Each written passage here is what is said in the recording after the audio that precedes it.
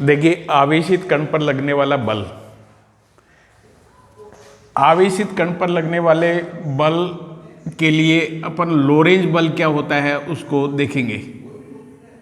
Lorentz बल, इस बल के बारे में वैज्ञानिक लोरेंज नामक वैज्ञानिक ने ये बताया कि जब कोई आवेशित कण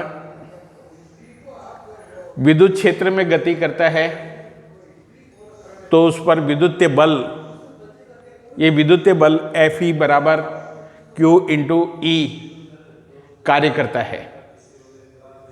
और यही आवेशित कण चुंबकीय क्षेत्र में गति करता है तो चुंबकीय बल Fm, Fm m का मतलब मैग्नेटिज्म, ई का मतलब है इलेक्ट्रिसिटी, चुंबकीय बल कार्य करता है Q V vector cross B vector. अगर ये आवेशित कण चुंबकीय क्षेत्र और विद्युत क्षेत्र दोनों में साथ साथ गति करता है तो उस पर लगने वाला बल F इक्वल टू क्या होगा, फोर्स ऑफ मैग्नेटिज्म, चुंबकीय बल, विद्युतीय बल और चुंबकीय बल के योग के बराबर होगा। और इस बल को कहते हैं लोरेंज बल। क्या कहते हैं? लोरेंज बल कहते हैं। और लोरेंज बल हो गया F वेक्टर बराबर विद्युतीय बल और चुंबकीय बल। F बराबर होगा q E plus Q into v vector cross B vector.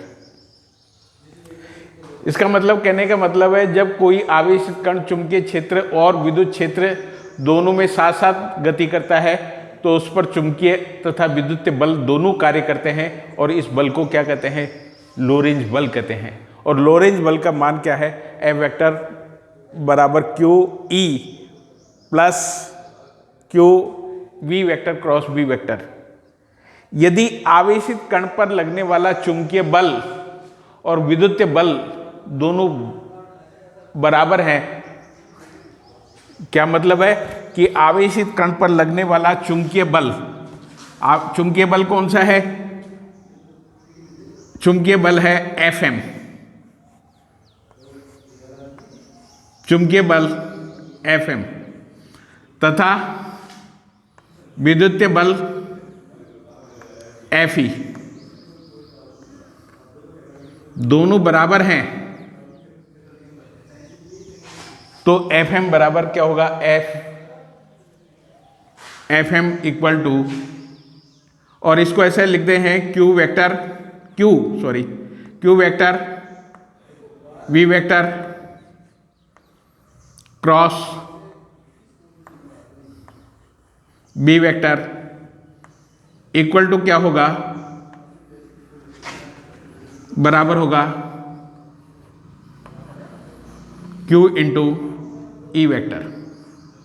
बोलिए, और Q से Q कैंसिल हो गया, Q से Q कैंसिल हो गया तो क्या लिख सकते हैं? E vector equal to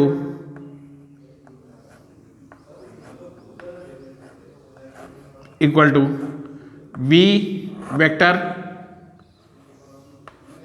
cross B vector.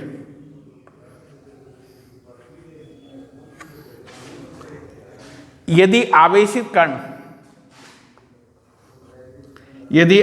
कण चुंबकीय क्षेत्र के लंबवत गति करता है, यदि आवेशित कण चुंबकीय क्षेत्र के लंबवत गति करता है, लंबवत गति करता है तो थीटा का मान कितना होगा? Theta equal to 90 degree. Theta की वैल्यू कितनी हो जाएगी? 90 डिग्री।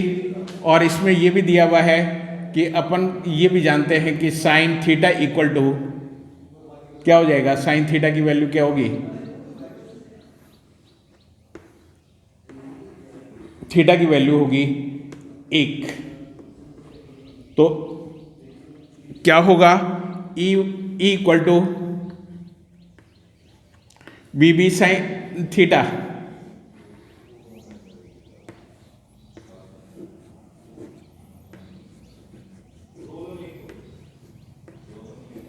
साइन थीटा, और थीटा की 90 डिग्री होगी, ई इक्वल टू क्या हो गया,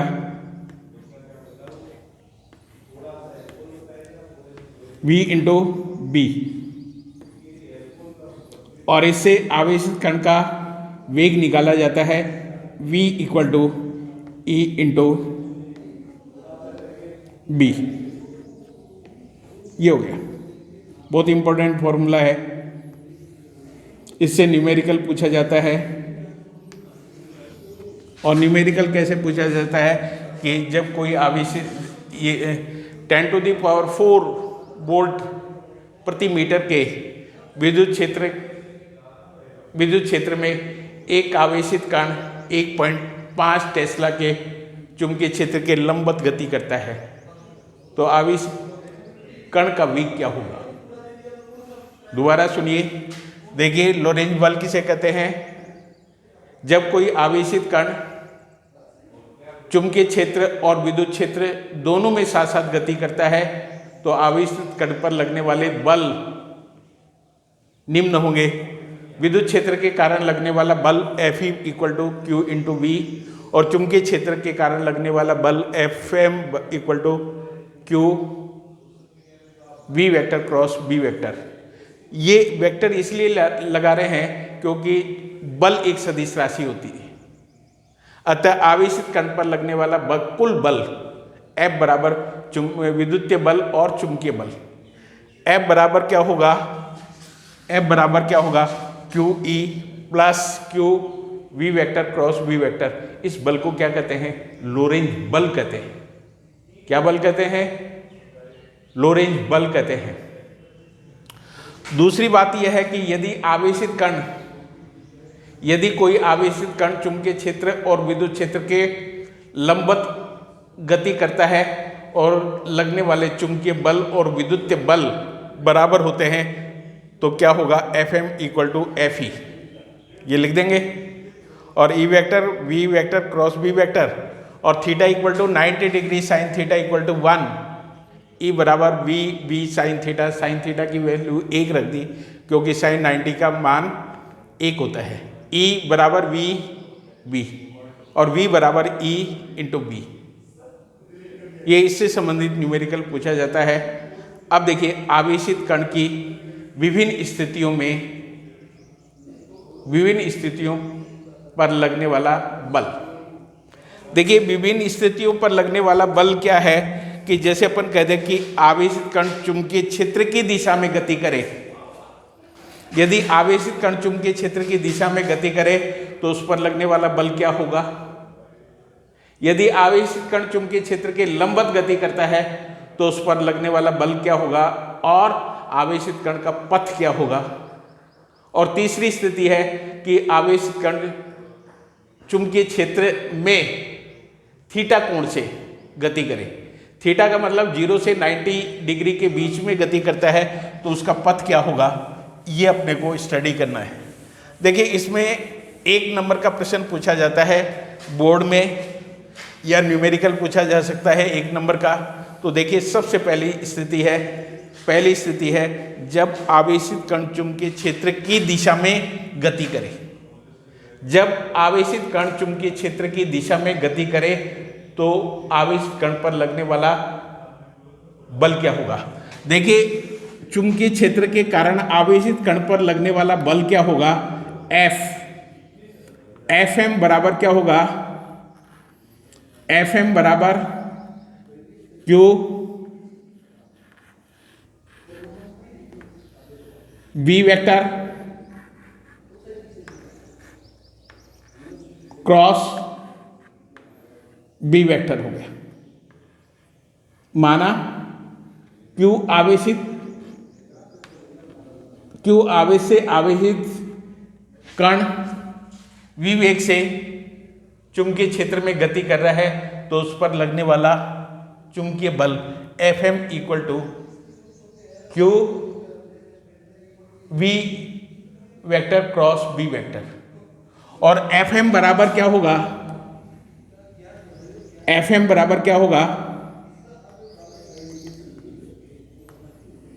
FM बराबर क्या होगा, क्यू वेक्टर को सिंबल को हटाएंगे तो क्यू वी बी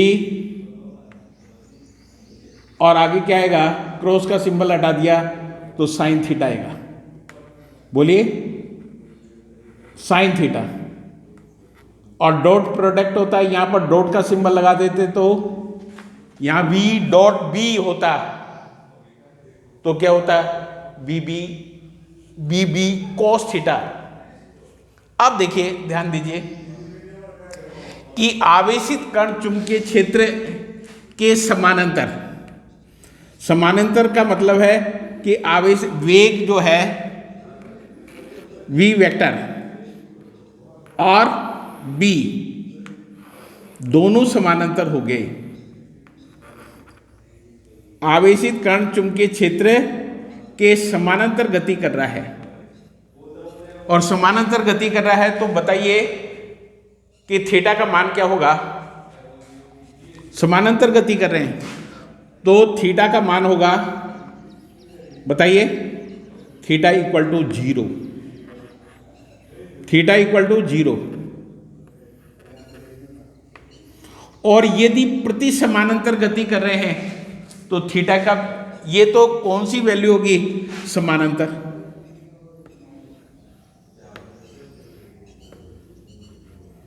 समानांतर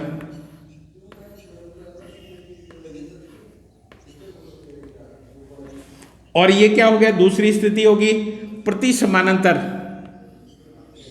प्रति समानांतर का मतलब है आवेशित कण का वेग चुंबकीय क्षेत्र के विपरीत दिशा में है तो उसको बोलते हैं प्रति समानांतर।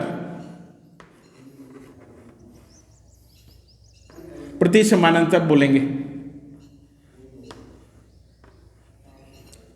और थीटा इक्वल टू कितना हो जाएगा, प्रति समानांतर का विपरीत दिशा में थीटा की वैल्यू कितनी होगी, थीटा की वैल्यू पाई होगी। बोलिए थीटा की वैल्यू, यानी एक तो ये कह रहे हैं कि आवेशित कण, जैसे आवेशित कण है वो चुंबकीय क्षेत्र की दिशा में गति कर रहा है, आवेशित कण का वेग और चुंबकीय क्षेत्र दोनों एक ही दिशा में है।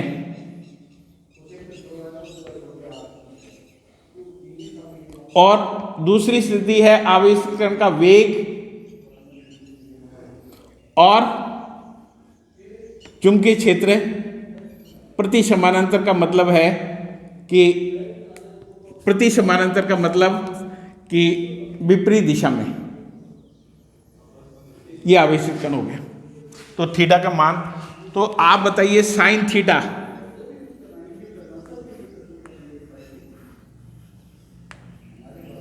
Sign theta equal to sine 0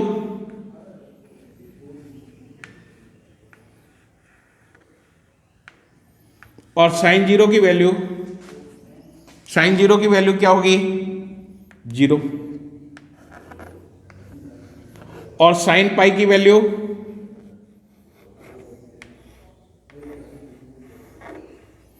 sine pi की वैल्यू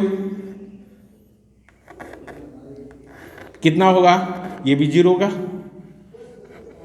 और आप बताइए अब एफ एम का मान क्या होगा, यहां साइन, ये साइन थीटा है, इसकी वैल्यू 0 रख दी तो एफ एम बराबर 0 हो गया। या साइन की वैल्यू पाई रख दी तो साइन पाई की वैल्यू भी 0 होगी। तो लगने वाला बल, लगने वाला बल कितना हो गया,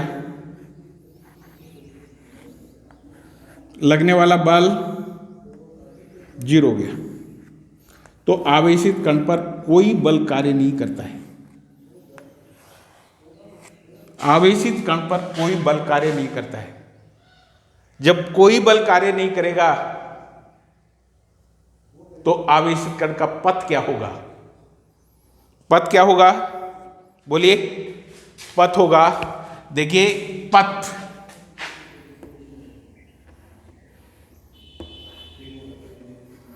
पथ होगा सरल रेखीय।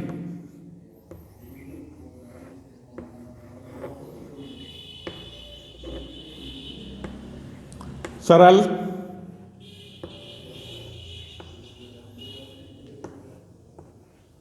देखिए,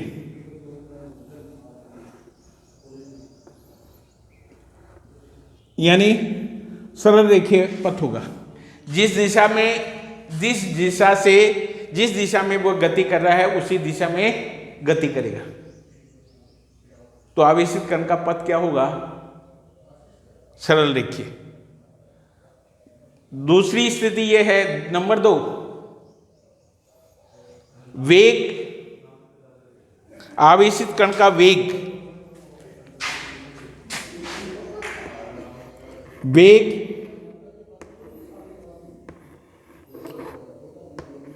और वेग को किससे रिप्रेजेंट करते हैं? v से। वह वेग है, संवेग है,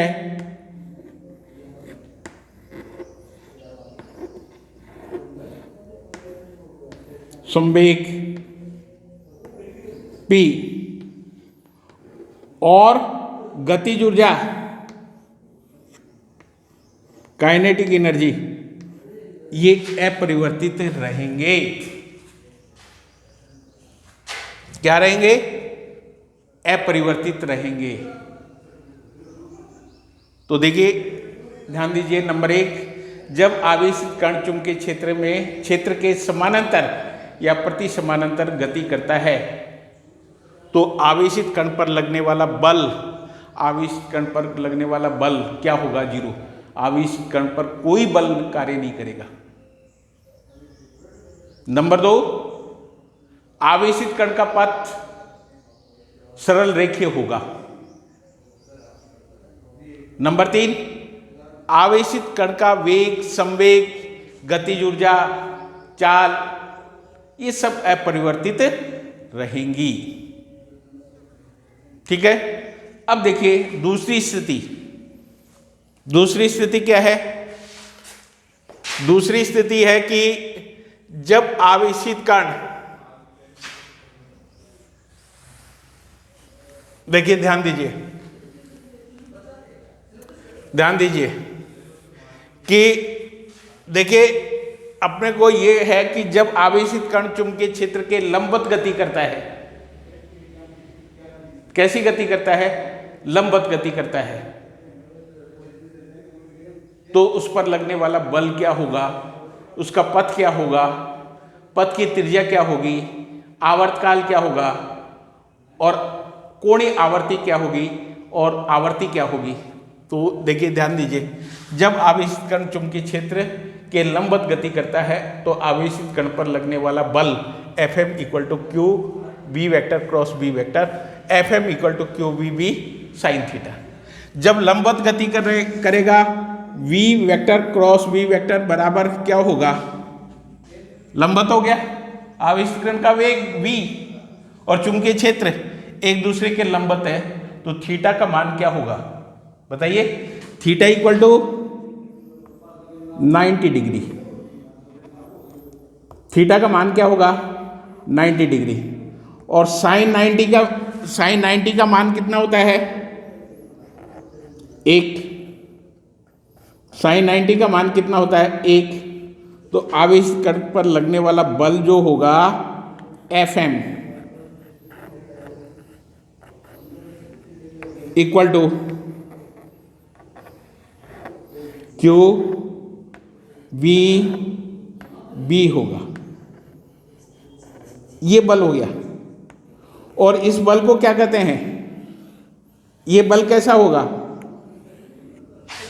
ये बल अधिकतम होगा। कैसा बल होगा?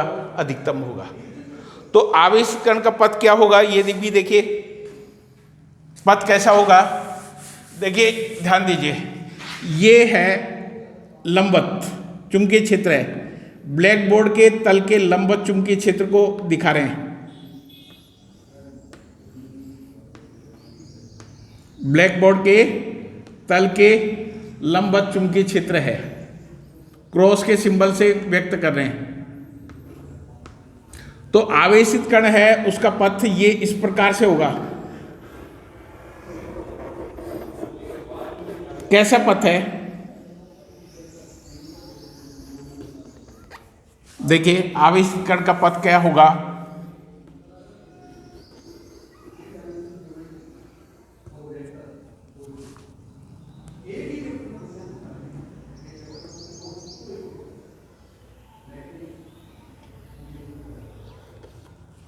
देखिए ध्यान देना, ये हो गया आवेशित कण का पथ।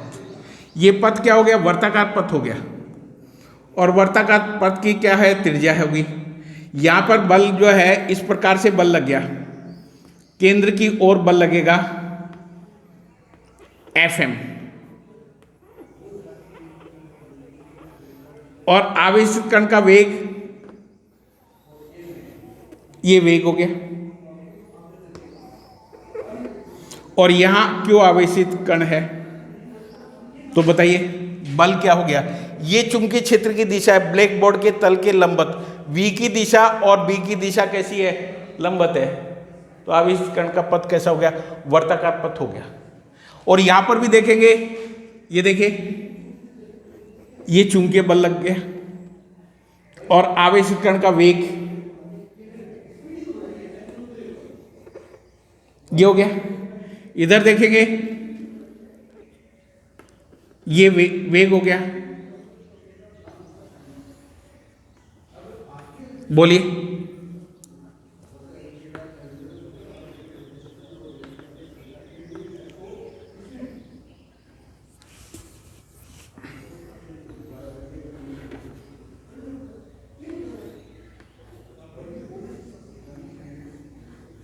ये बल लग गया। बल किधर लग रहा है? बल किधर लग रहा है? केंद्र की ओर लग रहा है। और ये आवेशित कण किस प्रकार की गति कर रहा है? वर्ताकार का पथ की गति कर रहा है। अब देखिए आवेशित कण का पथ क्या होगा? देखिए वर्ताकार पथ के लिए किसकी आवश्यकता होती है? आवेशित कण वर्ताकार पथ पर गति करे, इसके लिए कौन से बल की आवश्यकता होती है? बोलिए, अभिकेंद्री बल। और अभिकेंद्री बल किससे प्राप्त होता है? इस चुंबकीय बल से प्राप्त होता है। तो इसका मतलब अभिकेंद्री बल क्या होता है? mv²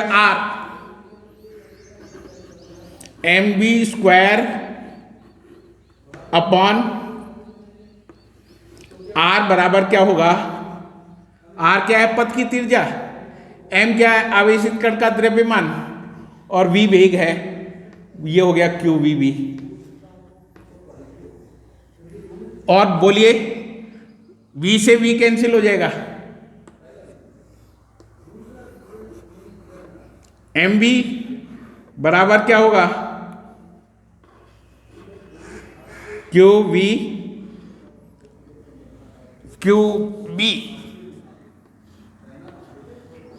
R हो गया। और R बराबर क्या हो गया?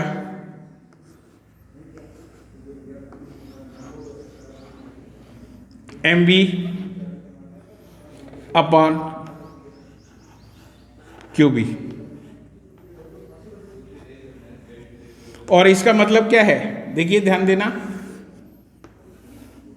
कि R समानुपाती होता है B के, यानी वेग बढ़ेगा, आवेशित कण के पथ की त्रिज्या भी बढ़ जाएगी। आवेशित कण के पथ की त्रिज्या भी बढ़ेगी। तो ध्यान दीजिए क्या बताया मैंने? आवेशित कण के पथ की त्रिज्या। जब आवेशित कण चुंबकीय क्षेत्र के लंबवत गति करता है तो आवेशित कण का पथ वर्ताकार होता है। और वर्ताकार पथ पर गति करने के लिए आवश्यक अभिकेंद्री बल चुंबकीय बल से प्राप्त होता है। mv² अपॉन R बराबर qvb। v से v कैंसिल हो गया और mv बराबर qb/r, R बराबर mv बटे qb। R समानुपाती है v। एक आवेशित कण के लिए m और q और b स्थिर है। अगर वेग बढ़ जाएगा तो त्रिज्या बढ़ जाएगी। अब आवेशित कण का आवर्तकाल क्या होता है? आवर्तकाल क्या होता है? t बराबर क्या होता है? आवर्तकाल को कैपिटल T से रिप्रेजेंट करते हैं। आवर्तकाल बराबर क्या होगा? वर्ताकार पथ पर एक पूर्ण चक्र में आवेशित कण के द्वारा एक पूर्ण चक्र में लगा समय आवेशित कण का आवर्तकाल कहेगा। अब बताइए आवर्तकाल कैसे निकालेंगे? समय है एक तरह से, समय कैसे निकालेंगे? एक पूरे चक्र में चली गई दूरी क्या होगी? चली गई दूरी कितनी होगी? 2 पाई r, बोलिए, ये होगी उसकी परिधि और उसका वेग v है, बोलिए। और t बराबर क्या लिख सकते हैं? 2 पाई अपान v और r का मान रख दो mv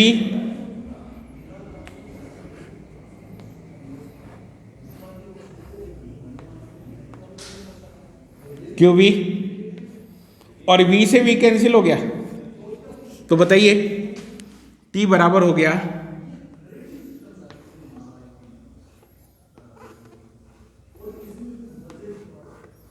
2 पाई m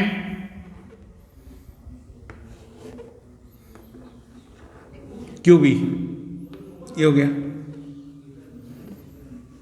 ये आवर्तकाल हो गया। और आवर्ती क्या होगी? आवेशित कण की आवर्ती क्या होगी? आवर्ती होगी n बराबर आवर्तकाल का व्युत्क्रम 1/t, बोलिए। और n बराबर क्या होगा? इसका उल्टा लिख दीजिए, n बराबर होगा qb अपॉन 2 पाई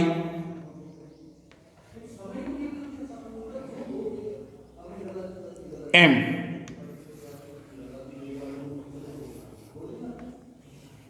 ये हो गया। बताइए तो समरी क्या हुआ? जब आवेशित कण चुंबकीय क्षेत्र के लंबवत गति करता है यानी थीटा बराबर 90 डिग्री हो गया। बल कितना हो गया? Fm बराबर QVB, अधिकतम बल कार्य करेगा। फिर उसके बाद में आता है आवेशित कण के पथ की त्रिज्या। आवेशित कण के पथ की त्रिज्या देखने के लिए अभिकेंद्री बल किसके बराबर होगा? चुंबकीय बल के बराबर, ये लिख दिया, आर आ गया। फिर आवर्तकाल निकाला है। आवर्तकाल क्या है कि आवेशित कण के एक पूर्ण चक्र में लगा समय आवेशित कण का आवर्तकाल कहलाता है। पूर्ण चक्र में लगा यानी उसकी परिधि में वेग का भाग दे देंगे, ये हो गया 2 पाई अपॉन v, r का मान लिख देंगे, ये निकाल दिया। और फिर आवर्ती निकालेंगे। आवर्ती क्या होती है? आवर्तकाल की व्युत्क्रम होती है, तो n बराबर 1/t, t की वैल्यू रख दी। देखिए आवर्तकाल और n यानी कैपिटल T और n, यानी कहने का मतलब है कि आवेशित कण के का आवर्तकाल और आवर्ती आवेशित कण के वेग पर निर्भर नहीं करती है। अगर बड़ी त्रिज्या का पथ होगा या छोटी त्रिज्या का पथ होगा, उसका आवर्तकाल समान रहेगा। आज का टॉपिक यही है। कल मैं आपको बताऊंगा कि तीसरी स्थिति बताऊंगा, आवेशित कण 0 तथा 90 के मध्य गति करता है, तो आवेशित कण का पथ क्या होगा, पथ की त्रिज्या बताएंगे और आवर्तकाल देखेंगे और चूड़ी अंतराल देखेंगे। और इसमें एक एक नंबर के प्रश्न पूछे जाते हैं कि आवेशित कण चुंबकीय क्षेत्र में के लंबवत गति करता है, तो आवेशित कण पर लगने वाला बल का मान क्या होगा, या लंबवत गति करता है तो पथ की त्रिज्या क्या होगी। यदि आवेशित कण चुंबकीय क्षेत्र की दिशा में गति करता है तो आवेशित कण का पथ क्या होगा। Thank you very much.